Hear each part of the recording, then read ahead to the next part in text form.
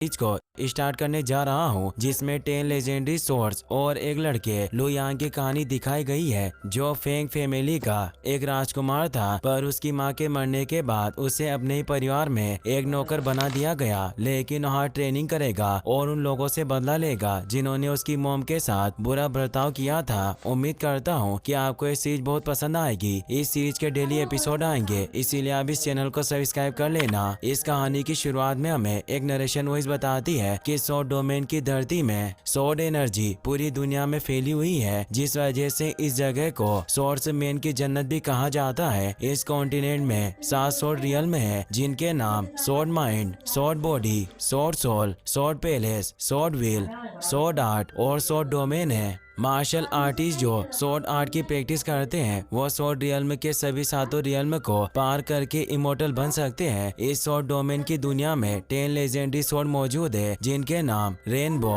ताओ Shen, ice frost, star fire, mountain suppressor, wind chaser, silent thunder, crystal light, dark Kirin और blood ghoul है। ये सभी source elemental की ultimate energy को represent करती है, जिस वजह से सभी 10 सोर्ड के एलिमेंट्स अलग अलग है। रेनबो का एलिमेंट मेटल है, ताओ शेन का वुड, आइस फ्रोस्ट का वाटर, स्टार फायर का फायर, माउंटेन सरप्रेसर का अर्थ, विंड चेसर का विंड, साइलेंट थंडर का इलेक्ट्रिसिटी, क्रिस्टल लाइट का लाइट, डार्क किरीन का डार्कनेस और ब्लड गोल्ड सोर्ड का एलिमेंट ब्लड है। वक्त गुजरता गया और अब इस कॉन्टिनेंट में ग्रेट पावर के सिर्फ 5 कबीले ही बचे हैं, जिनके पास से लेजेंडरी सोर्ड्स हैं। सेंट्रल डोमेन के सोर्ड सेट के पास 3 लेजेंडरी सोर्ड है। ईस्ट डोमेन की हुआ फैमिली के पास माउंटेन सरप्रेसर सोर्ड, साउथ डोमेन की चू फैमिली के पास स्टार फायर, नॉर्थ डोमेन की लोअर फैमिली के पास आइस फ्रोस्ट सोर्ड और लू फैमिली के पास लेजेंडरी रेनबो सोर्ड है, जिस वजह से वो वेस्ट डोमेन पर राज करते हैं। आज वेस्टर्न डोमेन की लू फैमिली के पेट्रियार्क ने सारे सोर्ड रियल्म को पार कर लिया है। उनका नाम लू शेन टोंग है। पूरे सोर्ड डोमेन में ऐसे बहुत कम सोर्ड मास्टर्स है जिसने सारे सोर्ड रियल्म को पार किया हो। हम लू शेन को देखते हैं, वो अपनी वाइफ फेंग किंगशी को याद करते हुए कहता है कि क्या तुम ठीक हो? 18 साल कैसे निकल गए, मुझे पता ही नहीं चला। अब तो हमारा बेटा काफी बड़ा और जवान हो गया होगा। लू फैमिली का मेंबर लू सिमिंग वहाँ आता है। लू शेन उसे कहता है कि मेरे पास तुम्हारे लिए एक मिशन है। मैं चाहता हूँ कि तुम नॉर्थ डोमेन की हेशान सिटी में फेंग फैमिली के पास जाओ। वहाँ जाकर फेंग किंगशी नाम की औरत को ढूंढो। जब वो तुम्हें मिल जाए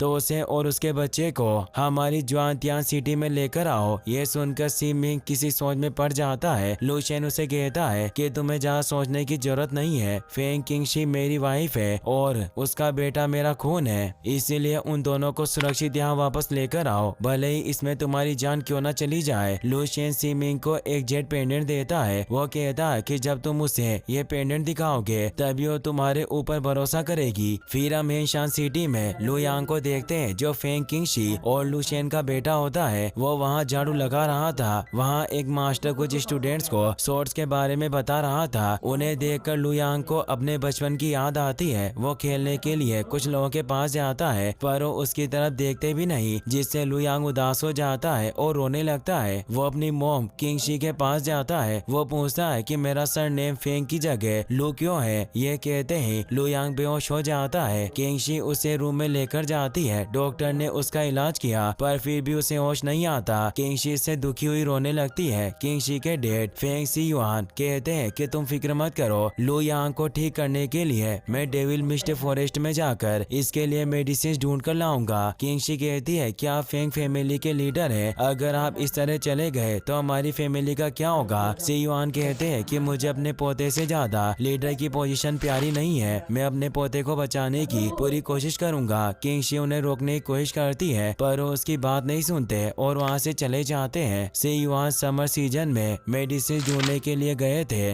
उनके जाने के बाद ऑटम और विंटर सीजन निकल जाता है, मगर वापस लौट कर नहीं आते। लू यांग अभी भी बेहोश था। विंटर में एक दिन किंगशी को चक्कर आने लगते हैं और उनकी डेथ हो जाती है। कुछ दिनों के बाद लू यांग को होश आता है। उसके पास फेंग किंग लियो आते हैं, जो उसे होश में देखकर बहुत खुश होते हैं। वो उसके अंकल थे। लू यांग यांग उनसे अपनी मोम के बारे में पूछता है। वो उसे हक करके किंग शी की डेथ के बारे में बताते हैं। लू यांग दौड़कर अपनी मोम के मेमोरियल के पास जाता है। वो उस मेमोरियल को देखकर जोर जोर से रोने लगता है। सी युआन अभी तक वापस नहीं आए थे। इसका फायदा उठाकर फेंग किंग होंग ने फेंग फैमिली के पेट्रिया की पोजीशन को हड़प लिया था। किंग होंग किंग शी के मेमोरियल को वहां से नीचे फेंक देता है और वो लू यांग को मारने लगता है, लेकिन किंग लियू उसके सामने आकर उसे बचा लेते हैं और किंग होंग से कहते हैं कि तुम जो कहोगे मैं वो करूंगा, बस इसे जिंदा छोड़ दो। किंग होंग लू यांग को नौकर बना देता है और अपने बेटे के घोड़े को संभालने का काम दे देता है। फिर हम परजेंट में फेंग फैमिली के हॉल का सीन देखते हैं, जहाँ एक मास्टर अपने स्टूडेंट से कहता है कि यह पूरा यूनिवर्स सोर्ड एनर्जी से घिरा हुआ है। जो लोग सोर्ड की सोल को समझ जाते हैं वही सोर्ड की असली ताकत का पता लगा सकते हैं। हमें तब तक अपनी बॉडी में सोर्ड की एनर्जी को एब्जॉर्ब करना है जब तक हमारी पूरी बॉडी सोर्ड की तरह डिस्ट्रक्टिव पावर से नहीं बढ़ जाती, तब तक हम सोर्ड बॉडी रियल तक पहुंचने के लायक नहीं बन सकते।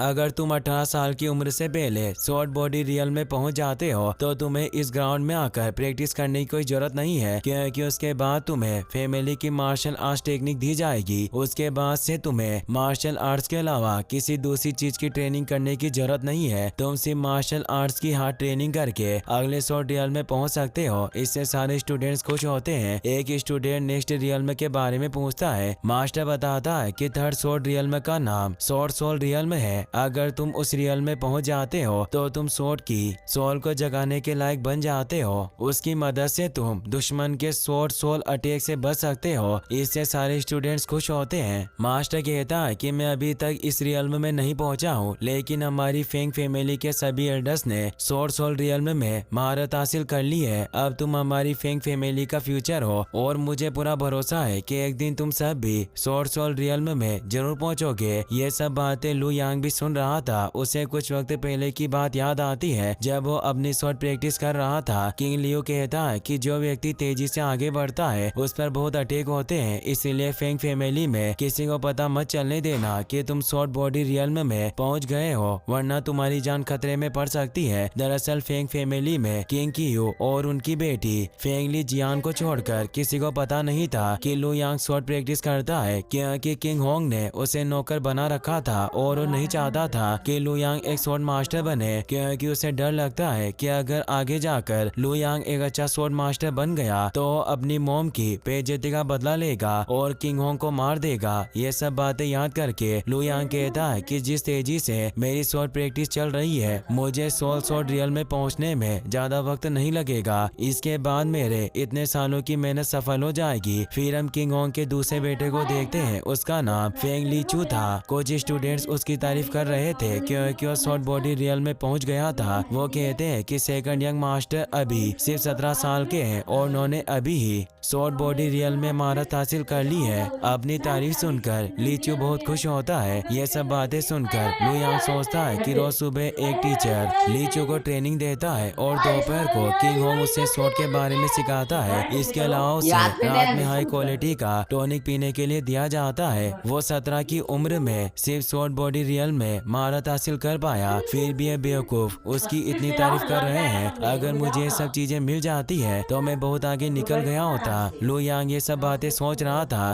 तभी लीचू पीछे से आकर लू यांग को वीप से मारने लगता है, मगर लू यांग सामने होकर बच जाता है। लीचू कहता है कि आजकल तुम्हारी हिम्मत काफी बढ़ गई है। मैंने शॉर्ट बॉडी रियल में महारत हासिल कर ली है और सब लोग मुझे बधाई दे रहे हैं, लेकिन मुझे लगता है कि तुम मेरी कामयाबी से खुश नहीं हो, क्योंकि बस तुमने ही मुझे बधाई नहीं दी और मेरी तारीफ नहीं करी। क्या तुम्हें मेरे शॉर्ट बॉडी रियल में जाने से कोई प्रॉब्लम है? वो लू यांग को वीप से मारता है। उसके बाद लीचू हॉर्स कार्ड में बैठ जाता है। लू यांग को उस पर बहुत गुस्सा आता है, पर वो उसका कुछ नहीं कर सकता था क्योंकि किंग होंग का बेटा था। लू यांग उसे शॉर्ट बॉडी रियल में पर पहुंचने के लिए बधाई देता है। लीचू कहता है कि मार खाने के बाद तुम्हारी अगले ठिकाने आई है, अब मुझे जल्दी से ड्रैगन वैली ले चलो, क्योंकि अब मैं शॉर्ट बॉडी रियल का मार्शल आर्टिस्ट हूँ, इसीलिए मैं दूसरे मार्शल आर्टिस्ट के साथ प्रैक्टिस करूंगा। लू यांग हॉर्स कार्ड को चलाकर ड्रैगन वैली ले जाता है। वहाँ एक नौकर लू यांग से कहता है कि अब तुम्हारी जिंदगी और ज्यादा मुश्किल होने वाली है, क्योंकि लीचू शॉर्ट बॉडी रियल में पहुंच गया है, वो तुम्हें ज्यादा परेशान करेगा। दूसरा नौकर कहता है कि शॉर्ट बॉडी रियल में बॉडी की ताकत बहुत बढ़ जाती जाती है। अब लीचू की पावर स्वॉर्ड माइंड रियल्म से बहुत ज्यादा बढ़ गई है। अगर उसने अपनी पूरी ताकत से तुम्हें मारा तो एक दिन तुम्हारी मौत हो जाएगी। उसकी बातें सुनकर लू यांग सोचता है कि इन जैसे नॉर्मल लोग मेरे जैसे टैलेंटेड जीनियस का दिमाग नहीं पढ़ सकते हैं। उन्हें पता नहीं होता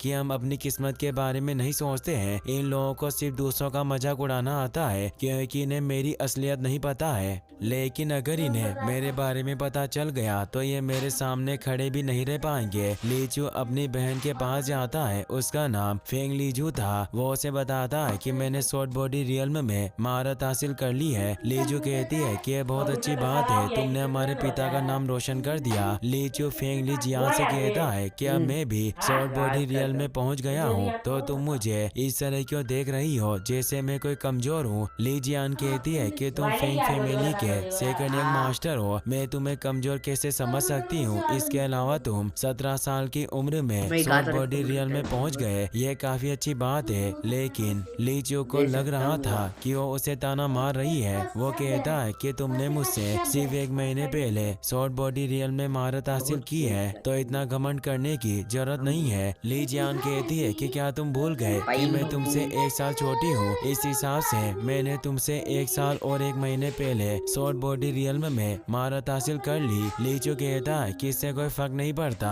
मार्शल आर्टिस्ट के लिए उनकी उम्र नहीं, उनकी ताकत मायने रखती है। और अगर तुम्हें इतना ही अपनी पावर पर भरोसा है तो मुझसे फाइट करके देख लो। ली जियान फाइट करने के लिए तैयार हो जाती है। लीचू लीचू से कहती है कि ली जियान कमजोर नहीं है, इसीलिए संभल कर रहना। लीचू कहता है कि मेरे डैड ने खुद मुझे स्वॉर्ड आर्ट सिखाया है, तुम फिक्र मत करो, मैं उसे हरा दूंगा। दोनों फाइट के लिए अरीना में आ जाते हैं। लीचू अपनी स्वॉर्ड फोर्स से ली जियान पर अटैक करता है, वो उसके सारे अटैक से बच जाती है। इससे गुस्सा होकर लीचू डबल स्वॉर्ड स्किल से उस पर अटैक करता है, लेकिन ली जियान उस अटैक को भी आसानी से रोक देती है। दोनों फाइट करने लगते हैं। लीचू सोचता है कि आखिरकार ये क्या है, ये इतनी ज्यादा स्ट्रॉन्ग कैसे हो सकती है। ली जियान तेजी से उस पर अटैक करती है, जिससे लीचू के हाथ से स्वॉर्ड छूट जाती है। ली जियान अपनी स्वॉर्ड उस पर पॉइंट कर देती है। वो कहती है कि तुम्हें अभी बहुत कुछ सीखना बाकी है, इसीलिए पहले ट्रेनिंग करो और उसके बाद मुझसे फाइट करने आना। इससे लीचू को बहुत गुस्सा आता है। वो अपनी स्वॉर्ड लेकर लू यांग को मारने के लिए जाने लगता है, लेकिन ली जियान उसके सामने आ जाती है। वो कहती है कि तुम ये क्या कर रहे हो। लीचू कहता है कि मैं मानता हूँ कि इस वक्त मैं तुम्हें नहीं हरा सकता,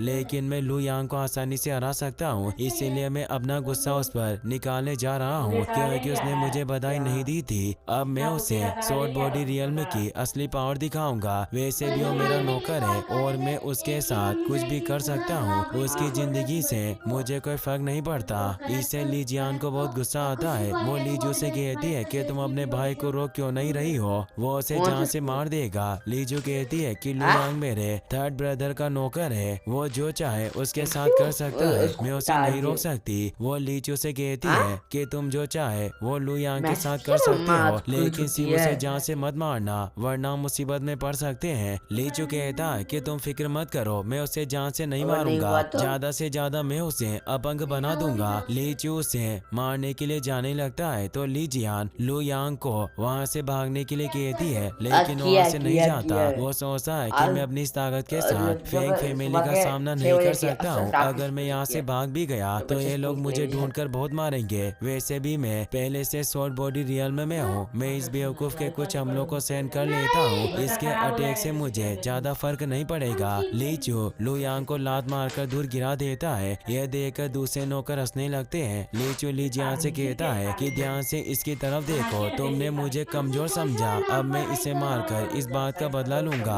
वो अपनी स्वॉर्ड एक्टिवेट करके लू यांग पर अटैक करता है, लेकिन वो लेटे लेटे ही उसके सारे अटैक से बच जाता है। इससे लीचू को बहुत गुस्सा आता है। वो कहता है कि तुम मेरे अटैक से बचने की कोशिश कर रहे हो, अब मैं तुम्हें जिंदा नहीं छोड़ूंगा। वो फिर से उस पर अटैक करता है, मगर वो इस बार भी उसके अटैक से बच जाता है। लीचू कहता है कि मुझे आज पता चला है कि तुम्हारी बॉडी काफी फ्लेक्सिबल है, इसका मतलब तुम किसी को बताए बिना सीक्रेटली मार्शल आर्ट्स की ट्रेनिंग करते हो। क्या तुम हमारे साथ गद्दारी करने की कोशिश कर रहे हो या मुझे मारने के लिए ये सब सीख रहे हो? लू यांग इसका कोई जवाब नहीं देता। लीचू कहता है कि तुम एक नौकर हो जिसका कोई बाप नहीं है, क्या तुम्हें सच में लगता है कि तुम फेंग फैमिली से बदला ले सकते हो? ये सुनकर लू यांग को बहुत गुस्सा आता है। उसे अपने बचपन की याद आती है जिस जिसमें सब लोग उसे परेशान कर रहे थे और उसे पीट रहे थे। ये सब याद करके लुयांग को